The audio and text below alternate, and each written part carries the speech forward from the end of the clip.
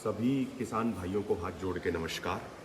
किसान आंदोलन अपने निर्णायक दौर में पहुंच चुका है और आज सरकार के साथ अगले राउंड की बातचीत है। अभी सारे किसान नेता दिल्ली में विज्ञान भवन में पहुंच चुके हैं और लगभग 2 बजे सरकार और किसान नेताओं के बीच में वार्ता शुरू होगी। हम आप सभी भाइयों को ये विश्वास दिलाना चाहते हैं कि जैसे कि पहले की राउंडों की बैठक हुई, उसमें सभी किसान नेताओं ने बड़ी बहादुरी से, बड़ी ईमानदारी से देश के संपूर्ण किसानों का पक्ष रखा।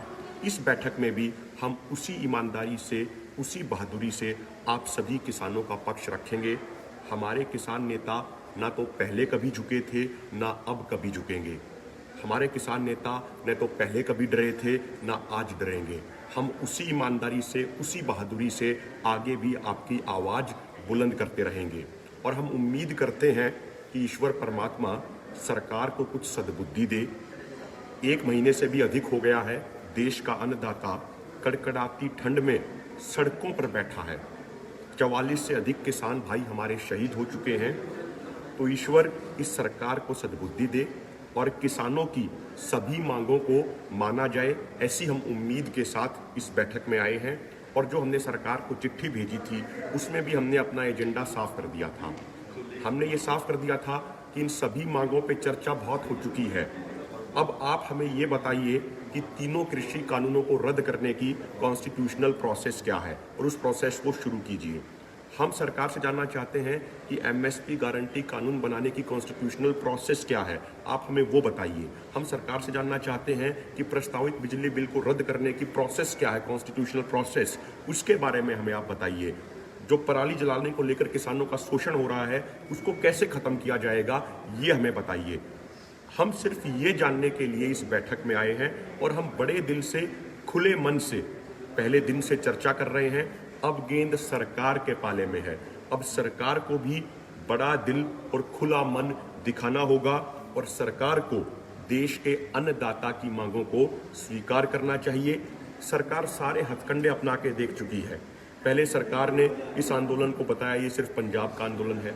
उसके बाद सरकार ने आरोप लगाया कि ये आतंकवादी इसमें घुस गए हैं, खलिस्तानी इसमें घुस गए हैं। फिर सरकार ने कुछ सरकारी और दरबारी किसान नेताओं को बुला के उनसे बातचीत की और ये दिखाने की कोशिश की कि बहुत सारे किसानों का समर्थन सरकार को है। लेकिन सरकार ने दुष्प्रचार के लिए जितने भी हथकंडे अपनाए, सरकार के वो सारे के सारे हथकंडे फेल हो गए। और यदि सरकार ये सोचती है कि वो आगे कोई इसी तरीके का हथकंडा अपनाएंगे तो उनका वो हथकंडा भी फेल होगा।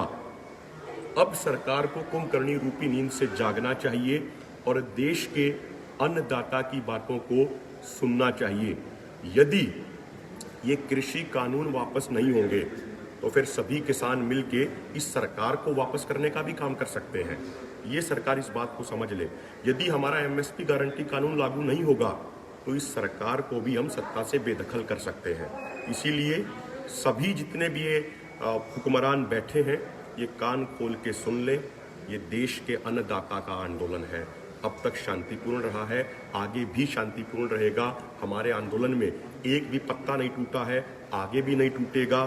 और इसी तरीके से ये आंदोलन आने वाले दिनों में और भी मजबूत होता चला जाएगा। और मैं खासकर किसान एकता मोर्चा के माध्यम से ये अपील करना चाहता हूँ सभी देशवासियों को कि अब तक सभी वर्गों के लोगों का हमें समर्थन मिल रहा है। आगे भी इसी तरीके से आपका समर्थन और प्यार मिलता रहे, ऐसी हम उम्मीद करते हैं। आप किसान एकता मोर्चा के पेज को अधिक से अधिक लाइक कीजिए, अधिक से अधिक वीडियोस को शेयर कीजिए, क्योंकि हमारे पास राजनीतिक पार्टियों की तरह कोई आईटी सेल तो है नहीं।